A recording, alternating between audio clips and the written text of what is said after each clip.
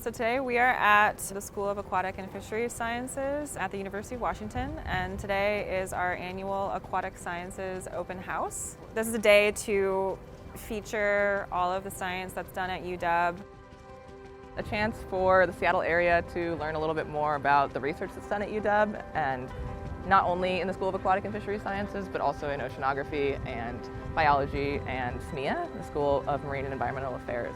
As you make your way through all of our different exhibits, you're going to see stuff on DNA, on plankton, on invasive species, camera traps, ROVs, which are robots. You're going to get a wide variety. Everything from microscopic things that you can't see with the naked eye, to chemistry, to physics, all the way up to whales.